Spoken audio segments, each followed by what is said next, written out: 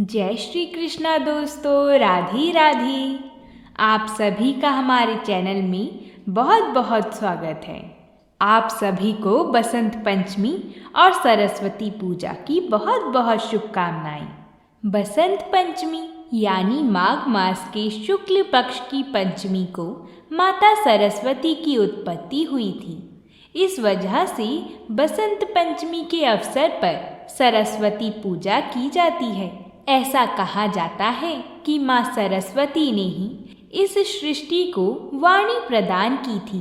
उनसे ही ज्ञान का प्रकाश सभी मनुष्यों को प्राप्त हुआ है। आज हम आप सभी के लिए सरस्वती व्रत कथा लेकर आए हैं। ये कथा बड़ी ही शुभ है और शुभ फल देने वाली है। आइए कथा का श्रवण करते हैं। आप सभी इस कथा को श्रद्धा भाव से सुनिएगा, तो प्रेम से बोलिए सरस्वती माता की जय हो। पहली कथा के अनुसार एक बार की बात है, सुकेता नाम का एक राजा रहता था। वह एक अच्छा इंसान और धर्म का अनुयायी था। उसने धर्म के नियम के अनुसार राज्य पर शासन किया। राजा अपने राज्य के नागरिकों की बहुत अच्छी देखभाल करता था। उसकी सुवेदी नाम की एक बहुत ही सुंदर पत्नी थी। एक बार सुकेतु के राज्य पर आक्रमण हुआ और सुकेतु को अपने शत्रुओं से युद्ध करने को विवश होना पड़ा। दुश्मन मजबूत थे और सुकेता अपनी रक्षा करने में सक्षम नहीं था और अपनी जान बचाने के लिए युद्ध के मैदान से भाग गया। उसके साथ उसकी पत्नी भी भाग गई। वे दोनों अपनी जान बचाकर भाग गए और समय रहते एक जंगल में पहुंच गए।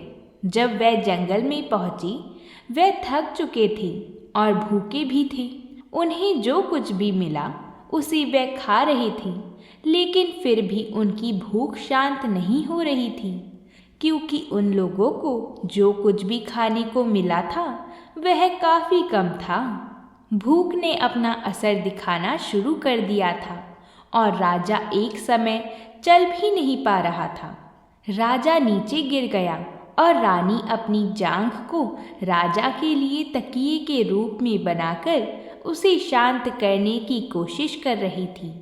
वह बहुत चिंतित थी और उसने भगवान से कुछ मदद की प्रार्थना की, जिससे उनको चिंताओं और दर्द से छुटकारा मिल सके। संयोग से ऋषि अंगिरस उस रास्ते से जा रहे थे और उन्होंने राजा और रानी को देखा। उन्होंने रानी से पूछा कि वह कौन है और वह जंगल में कैसे आए हैं। रानी ने ऋषि को अपनी कहानी सुनाई। ऋषि को पता चल गया कि वह राजा और रानी हैं। फिर उन्होंने रानी से कहा कि आप पास में ही पंचवटी तालाब के पास दुर्गा क्षेत्र नामक एक जगह है। उन्होंने रानी को पूरी भक्ति के साथ देवी की पूजा करने की सलाह दी। ऋषि ने रानी और राजा को साथ में चलने के लिए कहा।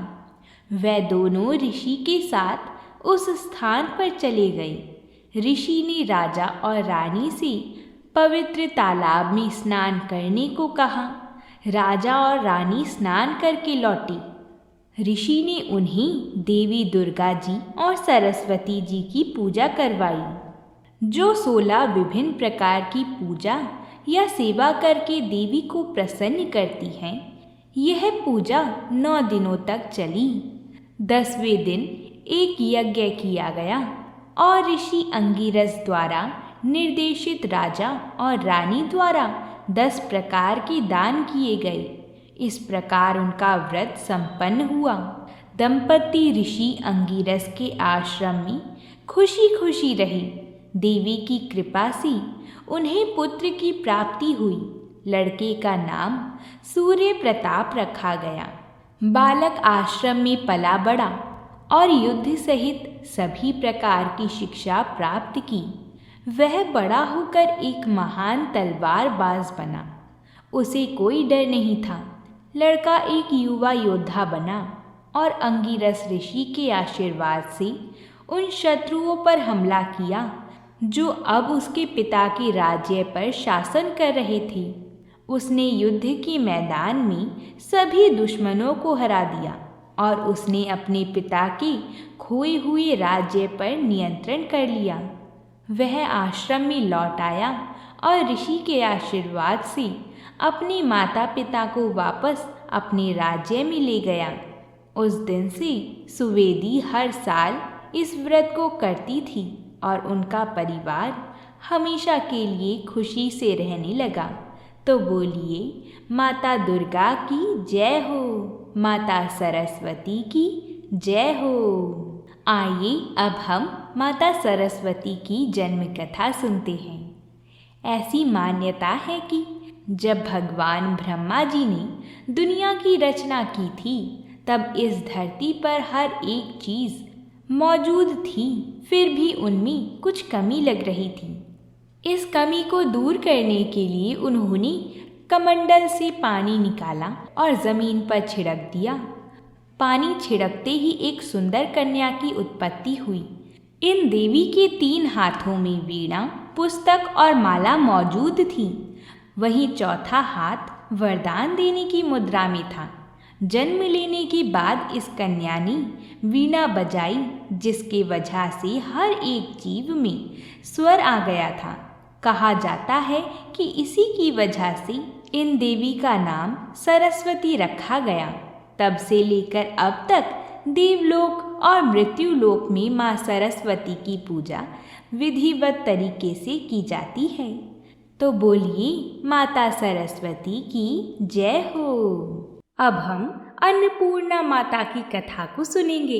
एक समय की बात है, काशी निवासी धनंजय की पत्नी का नाम सुलक्षणा था। उसे अन्य सब सुख प्राप्त थे, केवल निर्धनता ही उसके दुख का एकमात्र कारण था। यह दुख उसे हर समय सताता रहता था। एक दिन सुलक्षणा पति से बोली, स्वामी आप कुछ उद्यम करो तो काम चले। इस प्रकार कब तक काम चलेगा? सुलक्षणा की बात धनंजय के मन में बैठ गई और वह उसी दिन विश्वनाथ शंकर जी को प्रसन्न करने के लिए बैठ गया और कहने लगा, हे देवाधिदेव विशेश्वर, मुझे पूजा पाठ कुछ आता नहीं है, केवल आपके भरोसे बैठा हूँ। इतनी विनती करके वह 2-3 दिन तक भूखा प्यासा बैठा रहा। यह देखकर भगवान शंकर ने उसके कान में अन्नपूर्णा अन्नपूर्णा अन्नपूर्णा अन्नपूर्णा कहा। इस प्रकार 3 बार कहा। यह कौन क्या कह गया?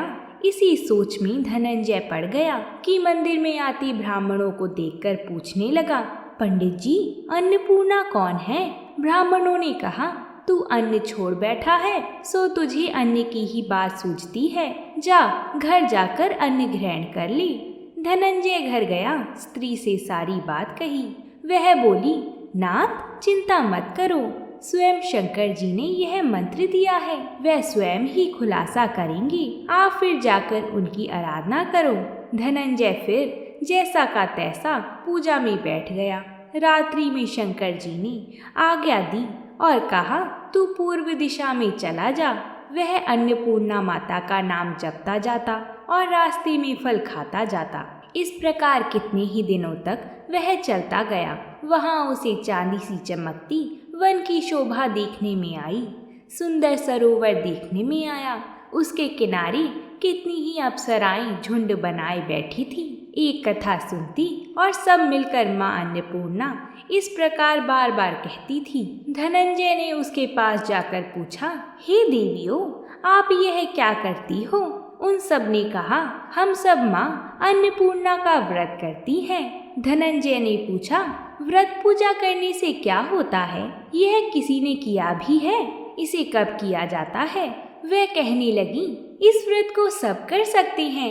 21 दिन तक के लिए 21 गांठ का सूत लेना चाहिए। 21 दिन यदि ना बने तो एक दिन उपवास करें। यह भी ना बने तो केवल कथा सुनकर प्रसाद ले लें। निराहार कथा कहें, कथा सुनने वाला कोई ना मिले तो पीपल के पत्तों को रखकर सुपारी या घृत कुमारी वृक्ष को सामने कर, दीपक को साक्षी कर, सूर्य, गाय, तुलसी या महादेव को बिना कथा सुनाई मुख में दाना ना डाली, यदि भूल से कुछ पड़ जाई तो 1 दिवस फिर उपवास करी, व्रत के दिन क्रोध न करी और झूठ ना बोली। धनंजय बोला, इस व्रत के करने से क्या होता है? वह कहने लगी, इसके करने से अंधों के नेत्र मिल जाती हैं, लूलों के हाथ मिले, निर्धन के घर धन आए, बांझी को संतान मिले, मूर्ख को विद्या आए। जो जिस कामना से व्रत करे माँ उसकी इच्छा पूरी करती है। वह कहने लगा, मेरे पास भी धन नहीं है, विद्या नहीं है, कुछ भी तो नहीं है, मैं तो दुखिया ब्राह्मण हूँ, मुझे इस व्रत का सूत दोगी? कन्याओं ने बोला, हाँ भाई, तेरा कल्याण हो, हम तुम्हें अवश्य देंगी, ले इस व्रत का मंगल सूत ले। धनंजय ने व्रत किया। व्रत पूरा हुआ तभी सरोवर में से 21 खंड की स्वर्ण सीढ़ी हीरा मोती जड़ी हुई प्रकट हुई। धनंजय बोला, जय अन्नपूर्णा माता, जय अन्नपूर्णा माता, और ऐसा कहता जाता था। इस प्रकार कितनी ही सीढ़ियां उतर गया तो क्या देखता है कि करोड़ों सूर्य से प्रकाशमान अन्नपूर्णा माता का मंदिर है। उसके सामने स्वर्ण सिंहासन पर माता अन्नपूर्णा विराजमान है। सामने भिक्षा हेतु भगवान शंकर खड़े हैं। दिवांगनाएं चंवर डुलाती हैं। कितने ही हथियार बांधे पहरा देती हैं। धनंजय दौड़कर जगदम्बा के चरणों में गिर गया। देवी उसके मन का कलेश जान गई थी। धनंजय कहने लगा, माता, आपको अपनी दशा क्या बताऊं? माता बोली, मेरा व्रत किया है, जा संसार तेरा सत्कार करेगा। माता ने धनंजय की जीहवा पर बीज मंत्र लिख दिया। अब तो उसके रोम रोम में विद्या प्रकट हो गई। इतने में क्या देखता है कि वह काशी विश्वनाथ के मंदिर में खड़ा है। माँ का वरदान ली धनंजय घर गया। सुलक्षणा से सब बात कही। माताजी की कृपा से उसके घर में संपत्ति उमड़ने लगी। छोटा सा घर बहुत बड़ा गिना जाने लगा। जैसे शहद के छत्ते में मक्खियाँ जमा होती हैं, उसी प्रकार अनेक सगे संबंधी आकर उसकी बड़ाई करने लगे। इतना धन और इतना बड़ा घर, सुंदर संतान नहीं तो इस कमाई का कौन भोग करेगा? सुलक्षणा से संतान नहीं है, इसलिए तुम दूसरा विवाह कर लो। अनिच्छा होते हुए भी धनंजय को दूसरा विवाह करना पड़ा और सती सुलक्षणा को सौत का दुख उठाना पड़ा। इस प्रकार दिन बीतते गए। नए बंधन से बंधे पति से सुलक्षणा ने कहलाया कि हम व्रत के प्रभाव से सुखी हुए हैं, इस कारण यह व्रत छोड़ना नहीं चाहिए। यह माताजी का प्रताप है जो हम इतने संपन्न और सुखी हैं। सुलक्षणा की बात सुन धनंजय उसके यहाँ आया और व्रत में बैठ गया। नई बहू को इस बात की खबर नहीं थी। वह धनंजय के आने की राह देख रही थी। दिन बीतते गए और व्रत पूर्ण होने में 3 दिवस बाकी थे। नई बहू को खबर पड़ी। उसके मन में ईर्ष्या की ज्वाला दहकने लगी। तब वह सुलक्षणा के घर आ पहुंची और उसने वहां भगदड़ मचा दी। वहां धनंजय को अपने साथ ले गई। वह अपने पति धनंजय को अपने साथ ले गई। नए घर में धनंजय को थोड़ी देर के लिए निद्रा ने आ दबाया। इसी समय नई बहू ने उसका व्रत का सूत तोड़कर आग में फेंक दिया। तब तो माताजी का कोप जाग गया। घर में अकस्मात आग लग गई। सब कुछ जलकर खाक हो गया। सुलक्षणा जान गई और पति को फिर अपने घर ले आई। नई बहू रूठकर अपने पिता के घर जा बैठी। पति को परमेश्वर मानने वाली सुलक्षणा बोली, हे नाथ, घबराना नहीं, माताजी की कृपा अलौकिक है। पुत्र कुपुत्र हो जाता है पर माता कुमाता नहीं होती। अब आप श्रद्धा और भक्ति से आराधना शुरू करो, वे जरूर हमारा कल्याण करेंगी। धनंजय फिर माता के पीछे पड़ गया। फिर वहीं सरोवर सीढ़ी प्रकट हुई। उसमें माँ अन्नपूर्णा कहकर वह उतर गया। वहां जाकर माताजी के चरणों में रुदन करने लगा। माता प्रसन्न होकर बोली, यह मेरी स्वर्ण की मूर्ति ले, उसकी पूजा करना, तू फिर सुखी हो जाएगा। जा, तुझे मेरा आशीर्वाद है। तेरी स्त्री सुलक्षणा ने श्रद्धा से मेरा व्रत किया है, उसी मैंने पुत्र दिया है।